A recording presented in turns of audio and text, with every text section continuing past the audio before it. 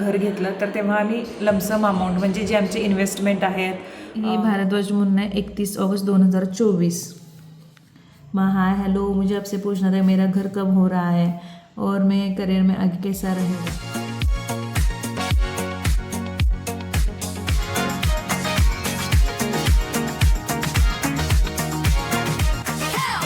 House ट्विनमध्ये तुमचं खूप सारं स्वागत करते। आजचा दिवस तुम्हाला खूप छान आनंदात जाऊ दे, तुमच्या मनातल्या सगळ्या चांगल्या इच्छा स्वामी महाराज पूर्ण करू देत।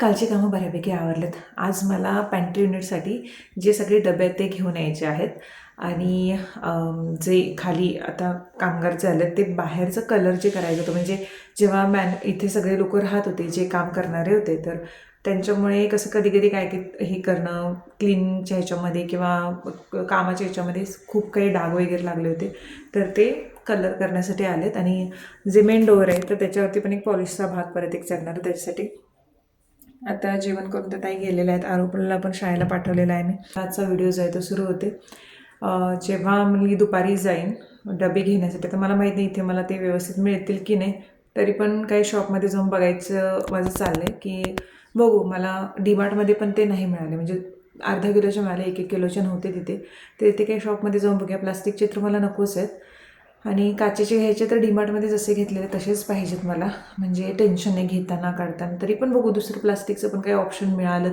तरची गोष्ट, पण जाऊन बघायला काही हरकत आहे, नाहीतर मग शेवटी ऑनलाईन।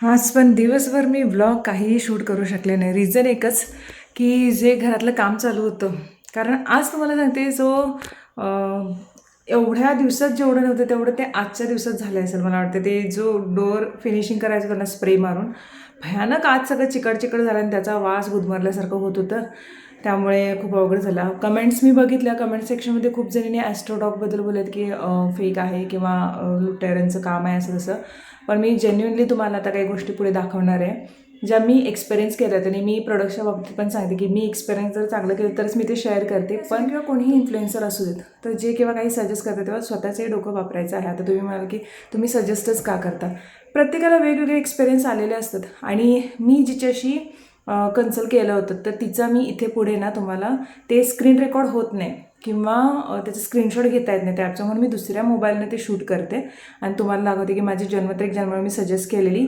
बाकी काही डिटेल्स जे ते मी हाईड करते। मी काही दुसऱ्या गोष्टी विचारलेल्या त्या म्हणजे आमच्या फॅमिलीच्या बाबतीतल्या होत्या, कारण मला त्यावेळी विचारावं वाटत होतं, कारण खरंच माझ्या फ्रेंडनं सजेस्ट केलं होतं आणि तिलाही मी एक दिवस दाखवेन, जी माझी लहानपणीची मैत्रीण आहे तिनं, आणि त्याच्यामुळेच मी हे केलं हे। पण जर तुम्हाला आवडलं नसेल तर आय एम रिअली सॉरी, ह्यापुढे अशा काही ॲपचं प्रमोशन मी करणार नाही। जरी मला जेन्युइन त्याचा फायदा झाला असेल किंवा मला जेन्युइनली त्याचं काही बेनिफिट झालं असेल तर मी खरंच नाही करणार, कारण आम्हाला बेटिंगचे ह्याचे गेमिंगचे ॲपचे एवढे प्रमोशन येतात, खरं मी ते कधीही घेत नाही। ॲस्ट्रोडॉगचं तर जवळजवळ गेले 7-8 महिने येत होतं, पण मी घेत नव्हते। मला जेन्युइन त्याचा फायदा झाला असूनसुद्धा, कारण असं वाटायचं की अरे असं लोकांना जर नुकसान झालं तर, पण कंटिन्युअसली असा विचार काही आत्ता पण मी काही सेशन केले ना म्हणजे 1 महिन्यापूर्वी, तर त्याच्यात पण थोडंसं ते ज्या गोष्टी आत्ता झाल्या त्याच बाबतीतलं झालं म्हटलं तर चला म्हटलं मला म्हणजे जेन्युइन रिप्लाय, आणि ते पण एकाच ह्याच्याकडून नाही, दुसरी एकटी होती तिच्याकडून, तर तेही मी काही दाखवते। तर ते मला वाटलं की चला मला एवढं जर आहे तर जेन्युइन असणार हे, पण खूप जणांना खूप वेगवेगळे एक्सपिरियन्स आले असतील।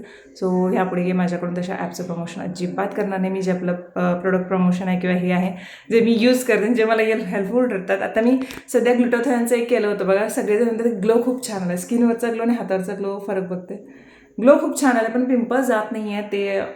आता बघूया इथलं जरा वातावरण सूट झालं की त्याच्यानंतर आता परत मी सगळं झाडून पुसून घेतलं परत। आरवचं तोपर्यंत म्हटलं लिखाण कर, बाकी मी तुझं वाचन आणि जे काय ते नंतर घेते। इथलं गॅलरीमधलं एक छान डिझाईन केलं, ते मी उद्या सकाळी म्हणजे उद्याच्या ब्लॉगमध्ये दाखवते तुम्हाला। आता अजून काही गोष्टी शेअर करायच्यात, खाली जाते पहिल्यांदा आजच्या स्वयंपाकात काय काय आहे ते बघूया। जेवण इथे केलेलं आज त्यांना मी म्हटलं की सकाळी जेवणात एक्स्ट्रा म्हणजे मसुरीची आमटी होती, त्याच्यामुळे म्हटलं की आता आमटी करू नका, इथे भजी करून ठेवून गेलेत त्या, वांग्याची भजी करा म्हटलं, भाकरी टाका आणि भात थोडा आहेच, आमटी पण आहे ते आता खाऊयात म्हटलं। तर सगळ्यात अगोदर दिवाबत्ती करते आणि आम्ही जेवून घेणार। मी आता लवकर जेवून घेते कारण ते लवकर येऊन जातं, 6-6:30पर्यंत जातात ते, कारण मी लवकर सांगितलं त्यांना, कारण जेवण लवकर जेवायचं म्हणून। आत्ता थोडं ह्या दिवसापासून आता हेल्थकडे लक्ष देणार, तब्येतीकडे लक्ष देणार, बऱ्यापैकी देतच होते, पण आता प्रॉपर कॉन्सन्ट्रेशन कारण झालं आहे घराचं काम सगळं। पैसा खूप जणी विचारतात की ह्याला किती खर्चाला फर्निचरला. तर आम्ही आधी दिवाबत्ती करते, जेवून घेतो, त्याच्यानंतर सांगते की टोटल खर्च आता किती आला. कारण आत्ताशी आम्हाला सगळं पूर्ण टोटल आम्ही काढले, तर तो किती खर्च आला ते मी सांगते तुम्हाला. हा माझाच मोबाईल आहे, ते तुम्ही नाही म्हणाल तर हे बघा, हा माझाच मोबाईल आहे. तर आणि काय करू बघा, हा Vivo X300 Pro मी जो वापरते तो हा माझाच मोबाईल आहे. हे जे आहे ना, ही ऑर्डर हिस्ट्री. आता वाजले किती बघा, 8:23 झालेत आणि मी एवढ्या ॲस्ट्रोटॉकशी बोलत बसलेले आहे. मला काय माहीत असं वाटलं आणि एकदा मी टाईमपास म्हणून पण बोलत बसलेले आहे. टाईमपास म्हणजे कधी असं वाटायचं की अरे चला बघूयात रे, ह्यांचं काय निदान आहे, करायचं मी मनाचीच, पण ह्यांनी काय सांगतात बघूया म्हणून. आता इथे तारीख जर बघताय 31 ऑगस्ट, 1 सप्टेंबर, 6 सप्टेंबर, त्याच्यानंतर 11 जून 2026. 31 ऑगस्ट 2024ला त्यांच्यासोबत मी चॅट केले स्टार्टिंग याच्यामध्ये. तर आता इथं 31 ऑगस्ट 2024ला मी त्यांच्याशी कॉन्टॅक्ट केला आणि माझी डिटेल्स जे आहेत ते इथे आहेत. आता मी माझी जन्म वेळ जी आहे ती इथं ब्लर केलेली आहे. त्यांना फक्त ॲक्युरेट गोष्टी लागतात असं त्यांनी सांगितले होते. मग इथं बघा, हाय येस, मी म्हटलं मुझे पूछना है कि मेरा अपना खुद का घर कब हो सकता है. मग मी त्यांना शादी कब हुआ त्यांनी विचारले. मग हे 23 एप्रिल लग्नाची तारीख सांगितली. मग त्यांनी काय बोले, अगले अक्टूबर मिड से पहले आपका गृहप्रवेश हो जाएगा, थोड़ा सा सेविंग और बढ़ा लो. मग 2025 ऑब्वियसली यस. मग मेरी करियर में मेरा लक कैसा रहेगा, प्लीज़ बी सपोर्टिव. त्यानंतर मी सांगितलं यूट्यूबर हूँ.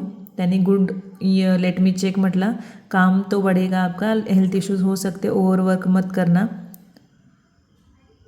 आता इथपर्यंत जे होते ते घराच होतं, म्हणजे ज्याच्यामध्ये त्यांनी बोलले होते की 2025च्या ऑक्टोबर मिडच्या अगोदर गृहप्रवेश. सेक्शनमध्ये मी जेव्हा म्हटलं की आणि मी पुढच्या व्हिडिओमध्ये चार्ट दाखवते ज्याच्यामुळे मी हे ॲपबद्दल सांगितलं होतं, कारण मला त्याचा अनुभव आला होता. आता मी रात्री काही रेकॉर्डिंग करून ते दाखवलेले आहेत, त्याच्यानंतर सकाळी पण मी दाखवते. म्हणजे असं कोणाला वाटलं का हे टायमिंगचं किंवा ह्याचं त्याचं, कारण असे खूप हुशार लोक आहेत. तर मग मी आता जे दाखवते ना, मी सकाळी शूट केलं आहे. आता हा माझा मोबाईल आहे, ओपन केलं आहे आणि मी पाठीमागे परत घेऊन दाखवते. हे ॲस्ट्रोटॉकचं बघा, हाय धनश्री, हे माझं अकाउंट आहे, हाय धनश्री. आणि हे सगळे ॲस्ट्रोटॉकचे मी त्यांच्याशी हे केलं होतं, जे रात्री पण मी दाखवलं होतं. व्ह्यू ऑलमध्ये पण क्लिक करते, हे बघा, ठीक आहे.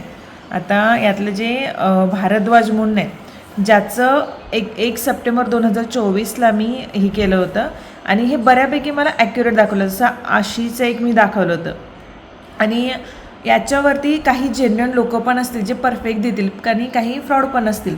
तर मी काय सांगते की जेन्युइन लोक शोधायला वेळ जातो, कारण खूप लोकांना खरंच त्यातलं कळतं. माझं लक होतं की मला बऱ्यापैकी गायडन्स मिळाला, पण मी त्याच्या भरोशावरती बसलेले नाही आहे. मी सगळं केलं ते माझ्या मनाचं केलं. मला फक्त एक असं म्हणतात ना, विचारूया कोणाला तरी, बघूया. आणि माझं लक एवढं चांगलं आहे की मला नेहमीच गोष्टी चांगल्या मिळालेल्या आहेत, टचवूड. आता हे जे भारद्वाज आहे याचं मी चार्ट जे आहे ते ओपन करते, कारण रात्री मी काही शूट केलं चार्टचं. असं वाटायला नको की अरे AI थ्रू एकाच टाईमला कसं शूट केली वगैरे, म्हणून मी ठरलं की सकाळी पण एक घ्यायचं. आता 7:51 हा टाईम आहे, सकाळचा टाईम आहे. हवं तर इकडे मी सकाळचं हे दाखवते. आता हे भारद्वाज 1 सप्टेंबर, हे बघा, इथं मी टाकलं की माझी डिटेल्स आणि इथं डेट ऑफ बर्थ जो आहे तो 12 टाकला मी चुकून. तर इथे खाली हे बघा मी टाकलं घराचंच. मी विचारायचं, कारण मला घराबद्दल खूप हे होतं आणि मी खूप, तुम्हाला माहिती आहे घराबद्दल किती ऑब्सेशन होतं. मी सगळीकडे ट्राय करायचे की मला, आणि हा माझं डोकं शाबूत ठेवून की कुणावरती असं हे नाही करायचं, विश्वास नाही टाकायचा. हे बघा, मुझे पूछना था घर, ओके लेट मी चेक, मेरे करियर में आगे कैसा रहेगा. त्यांनी काय विचारले, आप लँड बाय करणे की बात कर रहे हो या फ्लॅट. मेने म्हणजे 24मध्ये आमचं तेव्हा कोल्हापूर मुंबईला फ्लॅट घ्यायचं असं चालू होतं. तर डिरेक्टली कोई अपार्टमेंट ऑफ फ्लॅट, तर मुंबई में हो सकता है क्या. मग त्यांनी काय बोलले, प्रश्न कुंडली बनातो. फायनान्शियलचं विचारलेलं, अच्छा रहेगा म्हणून टाकलेलं त्यानं. त्यानंतर सचिनचं विचारलेलं मी जॉबबद्दल की जॉब चेंज करणं, तेव्हा चेंज करणार होते, म्हणजे त्यांनी ग्रुपमध्येच होते पण त्यांना चेंज करायचं होतं. तर नोव्हेंबर के बाद चेंज करना चाहते हे हो जाएगा. आणि त्यांचं आत्ता ज्या ग्रुपमध्ये आहेत त्याने तेव्हा चेंज झालं होतं आणि लकीली ते खूप चांगलं झालं. तर त्यांनी हे पण मी विचारलं की कसं असतं त्याच्यामध्ये तुम्ही म्हणजे त्यांचं मिनटावरती काहीतरी असतं, म्हणजे काही जण 8 रुपये घेतात, काही जण 2 रुपये घेतात, म्हणजे प्रत्येकाचं हे वेगळं असतं. तर मी 5 मिनटाचं सेशन घेतलं होतं, त्याच्यामध्ये हे विचारलेलं 5 की 10 मिनटंच होतं, मला आता लक्षात नाही. त्यांनी हो जाएगा, ते जॉब चेंज झालं, म्हणजे जॉब करा बिझनेस असंही विचारलं, का सचिनच्या डोक्यात नेहमी बिझनेसचं चालू होतं. तर त्यांनी बिझनेस की ज़्यादा ग्रोथ आहे असं म्हटलेलं. त्यानंतर आरोचं पण विचारलेलं, एज्युकेशन कैसा रहेगा. तर मंत्र फॉर स्टडीज त्यांनी दिलेले, हे मंत्र त्यांना म्हणायला सांगा म्हटलेले. चॅन्टिंग के लिए बहुत अच्छा रिझल्ट मिलेगा. इसका मन इधर उधर भटकता है बहुत, ते तर बरोबर आहे, तो चंचल आहे, इकडे तिकडे हे राहतो, बट बहुत अच्छा पढ़ाई करेगा, अच्छा जॉब करेगा, ये एक हायर अथॉरिटी वाला जॉब करेगा, बट प्रोफेशनल लाइफ में इसको थोड़ा बहुत चैलेंज आ सकता है, वो बात की बात है. इसका वो मंत्र चैंटिंग कराओ आप, बुद्धि सही रहेगी. हे पण विचारलेलं, मुंबई रहे या कोल्हापूर शिफ्ट हो जाए, चेंज अच्छा रहेगा, शिफ्ट हो जाओ, बेस्ट है, असंही टाकलं होतं. तर मी काही ह्यांच्या भरोशावरती गेलेली नाही आहे शिफ्ट व्हायला, सांगते पहिले तर. पण मी असंच विचारलेलं. आणि कसं असतं की एखादी गोष्ट आपल्या मनात असते, सगळं चांगलं होते, छान होते, आणि असं काहीतरी कन्फर्मेशन होतं, चला ठीक आहे म्हणतो आपण, एक चान्स देऊ. पण कोल्हापूरला आल्यापासून माझं काही वाईट झालेलं नाही, सगळं चांगलंच होते, छान होते. याचा अर्थ असा नाही की प्रत्येकाला सेम टू सेम असं काहीतरी चांगला गायडन्स मिळेल किंवा सेम टू सेम लकीली चांगलेच गुरुजी मिळतील. म्हणून मी सांगते की नेहमी आपण पण विचार करायचा कोणत्याही गोष्टी यूज करताना. नॉर्मली आता मी जर एखादा ड्रेस घेतला, तो तुम्ही शॉपमध्ये गेला तर मला आवडला आहे म्हणून तुम्ही पण घ्याल असं नाही. पण आपल्याला जसं असतं, हां कदाचित खूप जणांना याचे अनुभव पण चुकीचे आले असतील, पण हे सगळं चॅट, आणि पण कोणी जर म्हटलं की ह्याच्यात AIचे वगैरे असतील, तर त्यांनी, मी सांगते की हे पूर्ण हे रेकॉर्डिंग जे आहे ते परत मी त्यांना तसंच पाठवते. कुठल्याही काय म्हणतात त्याला, सॉफ्टवेअर डेव्हलपर कोण जे बघतात सगळं चेक करून त्यांच्याकडे तुम्ही हे देऊ शकता. आणि त्यांनी जर म्हटले की हे AIने बनवलेलं आहे, तर मी माझं यूट्यूब सोडून देईन. जे ते आता आवरून ठेवलेली आहेत आणि पाणी इथे भरायला लावलेलं आहे. चला आता मी काही गोष्टी ज्या आहेत ते शेअर करते. आरव TV बघत बसलं आहे तोपर्यंत. खूप जणी म्हटलं हिथं बसलेलं बघून मुंबईच्या घराची आठवण आली. मला सुद्धा खूप आली, म्हणजे इथे बसलं ना मला तो फीलच यायला लागला की मुंबईच्या घरात इथं मी बसून बोलायचे जास्त तुमच्याशी. तर ते फर्निचरची कॉस्टबद्दल विचारताय, तर मग मी शॉर्ट अँड स्वीटमध्ये सांगते. आम्ही जो फर्निचरचा कॉस्टिंग ठरवलं होतं तर ते होतं 17.5 लाखाचं पूर्ण, ज्याच्यामध्ये सगळे अप्लायन्सेस येणार होते, ज्याच्यामध्ये पूर्ण फर्निचरची कॉस्ट असणार होती, लेबरची कॉस्ट असणार होती, त्यासोबतच इंटेरियरवाल्याची देखील कॉस्ट असणार होती. एकूण 17.5 ठरवलेलं, पण ते गेलं 19.5कडे. आम्ही आता जसं ठरवलं होतं ना, पूर्ण फक्त फर्निचरची जे प्लाय असतं किंवा जे सनमायका असतं, हे जे सगळं आहे त्याचीच कॉस्ट झाली 7.5 लाख, 8 लाख सॉरी. तर त्या 7.5-8च्या दरम्यान असेल. मग जेवढी पूर्ण फर्निचरची कॉस्ट होते, म्हणजे ज्या रॉ मटेरियलची कॉस्ट होते, पूर्ण फर्निचर झाल्यानंतरचे जे पूर्ण बनतं, तर त्याच्या 35% लेबर असतं त्या कामगारांचं. लेबर आपण 35% देतो. आणि पूर्ण इंटेरियर झाल्यानंतर हे करण्यासाठी जो माणूस होतो, तो इंटेरियरचा पोरगा आहे, ज्याचे डिटेल्स मी होम टूरच्या वेळेला देणारच आहे. पुण्यामध्ये कोणी करून घेणार असेल तर नक्की करू शकता. बेस्ट क्वालिटी, बेस्ट सजेशन देतोच तो, मी नंतर सांगेनच त्याबद्दल सगळ्या गोष्टी. तुर्तास अगोदर हे बघूयात आपण. मग हे सगळं जेवढं इंटेरियर होईल त्याच्या 8% त्याची रक्कम असते. A to Z तो सगळं बघणार याच्यामध्ये, म्हणूनच मी सांगितलं होतं. आणि तो आमच्या गावाकडचा आहे म्हटल्यानंतर कसं म्हटलं की गावातली लोकं असली की जरा हक्काने सांगता येत, आणि अनोळखी कोण असेल तर मग प्रॉब्लेम येतात, म्हणजे भीती वाटते पैसे हे करणं किंवा हे अशा गोष्टी. मग जे फर्निचर होतं तेच पूर्ण रॉ मटेरियल जेवढं झालं ते 8 लाखाचं झालं पूर्ण. त्यांचं लेबर सोडून, लेबर त्याच्यावरती 35% किती होतं ते काढा. त्यानंतर जे आता रिअल कॉस्ट आली ती सांगते. त्यानंतर जे फर्निचर ज्याने बनवलं त्याची कॉस्ट 1 लाखच्या आसपास जाणार. त्यानंतर जे सगळे अप्लायन्सेस झाले, म्हणजे फ्रीज, त्याच्यानंतर वॉशिंग मशीन, त्याच्यानंतर AC, त्याच्यानंतर TV, त्यानंतर प्युरिफायर, त्याच्यानंतर सगळे पंखे, जे इलेक्ट्रिकल अप्लायन्सेस सांगते ते, आणि त्याच्यानंतर हे आपलं चिमणी, मिक्सर, ह्या सगळ्या गोष्टी 3.5 लाखाच्या आसपास गेल्या आमच्या पूर्ण. त्यानंतर जे घरातलं किराणा माल आणि ह्या सगळ्या गोष्टीच्या भरल्या, म्हणजे छोटे छोटे डबे वगैरे जे घेतलेत, घरातली थोडी भांडी घेतली, ह्या सगळ्या गोष्टी जवळजवळ 60,000कडे गेल्यात पूर्ण आमच्या. टोटल मी सांगते जेवढे झालेलं आहे ते. पंखे वगैरे हे जे झालेत ते जवळजवळ 15,000च्या आसपास गेलेले आहेत. त्यानंतर गीझर 15,000च्या आसपास गेले. पंखे जवळजवळ 6 पंखे लागले, ते 15 ते 20च्या आसपास गेले. 2 पंखे रिमोटवरचे आहेत, बाकी 4 पंखे ते नॉर्मल. गीझरची किंमत जवळजवळ 15,000च्या आसपास. 2 गीझर, बाबांच्या बेडरूममध्ये 1 गीझर आणि आमच्या बेडरूममध्ये आमच्या वॉशरूममध्ये 1 गीझर, ते 15,000च्या आसपास गेले. ड्राय स्टँड वगैरे पाठीमागे लावून घेतलं. त्यानंतर रेलिंग चेंज करून घेतलं मी आहे घराचं. ओटा चेंज करून घेतलेला आहे, ब्लॅक होता. ओट्यामध्ये सिंकचं जे भांडं होतं ते चेंज करून घेतलं. इथलं बेसिन चेंज करून घेतलं मी, एक चांगलं असू देत म्हणून, कारण ते त्यांचं वेगळं होतं. परत वरती जे आहे जे स्लायडिंग डोअर होतं ते पण चेंज केलं, कारण ते थोडं सिक्युअर वाटत नव्हते. ते दरवाजा असा ह्याचाच करून घेतला मी, फ्रेंच डोअर. त्यानंतर माझ्या वॉशरूममध्ये काच आडवी बसवून घेतलेली आहे मी. त्यानंतर प्रत्येक हे जे आहे काय म्हणतात त्याला, वॉटर प्युरिफायरचं ते थोडं कनेक्शन वेगळं करून घेतलं. दरवाजे चेंज करून घेतले. हा दरवाजा त्यांचा वेगळा होता, मी प्युअर सागवानमध्ये उमरा दरवाजा सेफ्टी डोअर ते बसवून घेतलं. ह्या सगळ्या गोष्टी करून घेतलेल्या आहेत, त्या एक्स्ट्रा लागल्या आहेत. त्याच्यानंतर परत आम्हाला कलर करावा लागला. आतला कलर तरी केलाच, त्यासोबतच बाहेरचं जे कलर होतं युटिलिटी याच्यामध्ये, कारण फर्निचर करताना खूप सगळ्या गोष्टी म्हणजे घाण करतात, होतेच ती घाण, त्या सगळ्या गोष्टी तो खर्च आला. परत प्रॉपर पॉलिशिंग करून घेतलं दरवाजाला, स्प्रे वगैरे हे सगळं, कारण करतोय तर व्यवस्थितच करावं. ह्या सगळ्या गोष्टी करून घेतल्यात, त्याच्यामुळे आम्हाला एक्स्ट्रा लागलेले आहेतच खूप साऱ्या गोष्टी. मॅट्रेसेस, पडदे, फक्त पडदे जे आहेत दरवाजाचे, खालती फ्रेंच डोअरचा पडदा, वरती फ्रेंच डोअरचा पडदा, बाकी जे कर्टन्स आहेत बाबांच्या रूमचे, आरवच्या रूमचे, आरवच्या स्टडी रूमचे, हे जे कर्टन्स आहेत ते जवळजवळ 98,000कडे गेलेले आहे त्याचं पूर्ण. ते आल्यानंतर तुम्हाला समजेल की एवढं कॉस्टिंग कसं किंवा काय, ह्या सगळ्या गोष्टी जेव्हा ते लागतील तेव्हा तुम्हाला समजेल.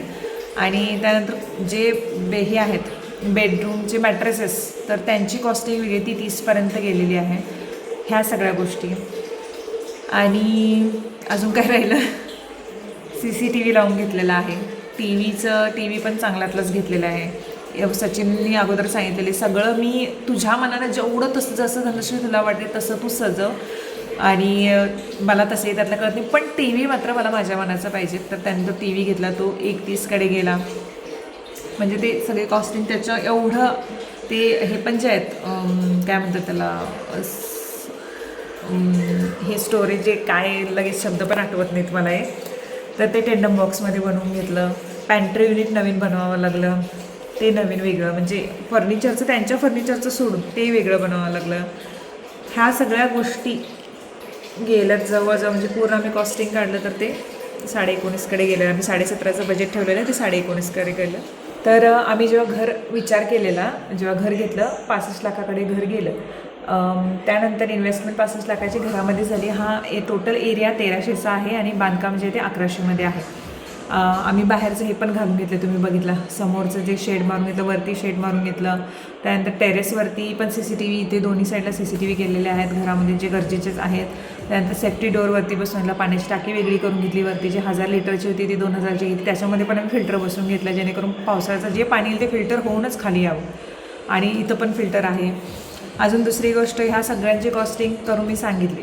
आता आम्ही जेव्हा ठरवलं होतं ना घर घेतलं, तर तेव्हा आम्ही लमसम अमाऊंट, म्हणजे जे आमचे इन्व्हेस्टमेंट आहेत, लोन पण आहे ह्या घराचं, आम्ही थोडंसं गेलेलं आहे ते पण आहे. तर त्या सगळ्या गोष्टी ह्या सगळ्या कडेला जाव्यात अशी तरतूद करून बाकी सगळे सेविंग आम्ही एका अकाउंटवरती ठेवलं, की आम्ही मिनिमम म्हणजे जेवढं होणार आहे हे आम्हाला माहीत होतं, की आम्ही 17.5 जरी धरले तरी 2-3 लाख इकडे तिकडे होणार. तर तेवढं आम्ही एक्स्ट्राचं आम्ही एका अकाउंटवरती करून ठेवलं. आणि त्या अकाउंटवरनं फक्त पैसे हे इंटेरियरचेच जाणार, बाकी त्या अकाउंटचे पैसे कशालाच खर्च होणार नाही, हा आम्ही विचार केलेला. उरले तर मग नंतर बघूयात काय करायचं त्याचं, किंवा सेविंगला ते टाकायचं असं. उरले तरी काहीच नाहीत, मग त्यातलेच आम्ही सेंड करत होतो. काही कॅश पण काढून ठेवली, कारण कसं कधी कधी कॅश पण लागू शकते याच्यासाठी. मग ते सगळं करत करत बरोबर आमचे तेवढे झाले, म्हणजे 20 झालेलेच आहेत ते पूर्ण. तर एवढा टोटल खर्च आम्हाला इंटेरियरचा सगळं, म्हणजे अप्लायन्सेसपासून, घरातल्या सामानापासून, जे नवीनच सामान घेतलं सगळं, शेगडी हे ते सगळं नवीन, ह्या घरात जे जे काही आहे ते सगळं नवीन घेतलं आहे. तर सगळं इंटेरियर सगळं इन्क्लूड करून 20पर्यंत झालेलं आहे. घर 65, हे 20, म्हणजे जवळजवळ 85कडे गेलेलं आहे आमचं आरामात. आणि आता परत सेविंग करण्याची गरज आलेली आहे, त्यामुळे परत चांगलं जोमाने कामाला लागायचं. असं झालेलं आहे खर्च टोटल. म्हणून तुम्ही जर 10 लाखाचं बजेट करत असाल तर तुमच्याकडे 15 लाख रुपये आरामात ठेवा, एक्स्ट्रा लागतातच. किती तुम्ही अंदाजाने ठरवलात तरी. ज्या ज्या वस्तू मी घरात घेतलेल्या आहेत त्या बेस्ट आणि बेस्ट खूप विचार करून घेतल्यात. एक एक वस्तू घेताना सचिनची त्याच्यात हे बघितले की कुठलेही इलेक्ट्रिकल वस्तू मी सचिनच्या मदतीशिवाय घेतले, कारण त्यांना खूप त्यातल्यात नॉलेज आहे. इंटेरियरचं म्हटलं, डिझाईनचं तर मी म्हणू शकते की हां मला आवडेल असं, पण बाकी सगळ्या गोष्टी त्यांना विचारल्या. त्यामुळे त्या लिमहेअरचा फ्रीज घेताना, बॉसची वॉशिंग मशीन घेताना, त्यानंतर मिक्सर घेताना, टी व्ही घेताना खूप विचार करून घेतला. ज्याची वॉरंटी चांगली असेल, आपल्याला त्या गोष्टी फील करता यायला हव्यात असा विचार करून आम्ही सगळ्या गोष्टी घेतलेल्या आहेत. तर हे असं झालं. हे टोटल कॉस्टिंग मला खूपदा लास्ट काही व्हिडिओजमध्ये की धनश्री सांग आम्ही पण करतोय, आम्हाला पण ते बरं पडेल.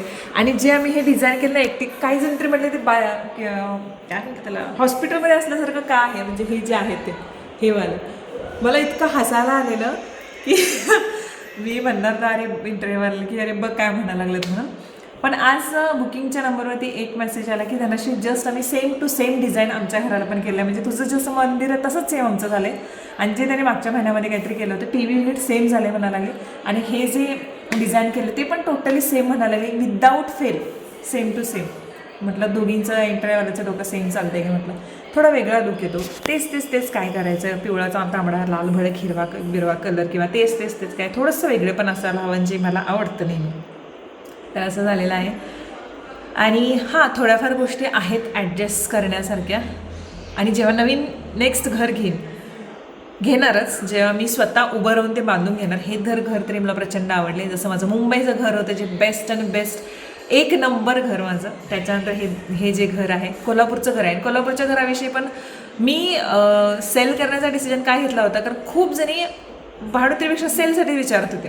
तर काही नसं वाटलं अरे काय आणि सेल करतात, असं काही गरज नाही आहे सेल करायची. पण असं होत होतं की चला राहणार ना कोणतरी, मी दुसरीकडे येते जमीन वगैरे घेते, ते पैसे कुठेतरी इन्व्हेस्ट करते, पण तिथं आता भाडोत्री मिळालं त्यामुळे ते पण टेन्शन नाही, चला कोणतरी राहील त्या घरी. आणि हे इथे पण असं म्हणजे खूप पॉझिटिव्ह फील होतं आहे आणि खूप छान वाटतं आहे. म्हणजे असं वाटतच नाही की आपण नवीन घरात आहे. थोडंसं मला मुंबईच्या घराची आठवण येतेच आहे आणि पुढच्या महिन्यात मी जाणारच आहे मुंबईच्या घरी, एकदा भेट देऊन येणार आहे. म्हणजे ती जी फिलिंग आहे ना घरात मी अशी बसायची आणि ते छोट्या गोष्टी मी किचनमध्ये इतके छान ॲडजस्ट करत होते. वरची रूम सगळा खूप मनापासून सजवलेलं घर आहे मी, ते छोट्या गोष्टी करून. हे पण घर मी सजवताना पहिल्यात तर अगोदर मी भटजींना घेऊन आले होते आणि त्यांना मी सगळ्या गोष्टी दाखवल्या होत्या की इथून असं दरवाजा आहे, देवघराचं त्यांनी जे घर ज्यांनी बांधून दिले बिल्डर, तर त्यांनी देवघराची जागा तिथं ठेवले आणि मला फ्रीजची जागा इकडे करायची, देवघर इकडे करू का, असं मी हे सगळं तुम्ही जे मला विचारताय ना ते सगळं मी त्यांना विचारलेलं. पण त्यांनी काय बोलले ती जागा करेक्ट आहे, ईशान्य कोपरा तो आहे तर तो तिथेच राहू देत. आणि बहुतांशी आम्ही जे लोक होते त्यांचे किचनच्या बाजूलाच देवघर असतं. तसं आहे. फ्रीजच्या जागेचंच मला फक्त टेन्शन, तुमच्यासारखंच मला तीच एक आवडलेली नाही आहे गोष्ट. पण आता काय करू शकतो, भिंत तरी फोडू शकत नाही किंवा इकडे ढकलू शकत नाही, भिंत आहे वगैरे असं तसं. पण त्यामुळे जमेल तसं सगळं केलं, पण टोटली वर्थ इट आहे. खूप छान सजेशन्स मिळत आहेत. एकटीने तरी खूप छान सजेस्ट केलं की फ्रीजच्या साईडला छान एक प्लांट ठेव, इंडोर प्लांट, जे की मला खूप आवडलं, जे माझ्या डोक्यात पण नव्हतं, तर ते मी नक्की करेन. आणि काही गोष्टी खूप सेट व्हायला वेळ लागणार आहे आणि जसं होईल तसं अपडेट मी देतच जाईन. पण थँक्यू, तुम्ही इतकं प्रेम देताय ह्या व्हिडिओजवरती, सांगताय, खूप आपुलकीने सजेशन सांगताय, सगळे मान्य आहेत मला. आणि येस, जसं मी म्हटलं की अशा कॅबचं मी खरंच प्रमोशन यापुढे नाही करणार. जरी मला चांगले अनुभव आले तरी लोकांच्या दृष्टीने विचार करून ते मी करेन. आणि काय बोलू, थँक्यू. चला आता नेक्स्ट व्हिडिओमध्ये भेटते, तोपर्यंत बाय बाय.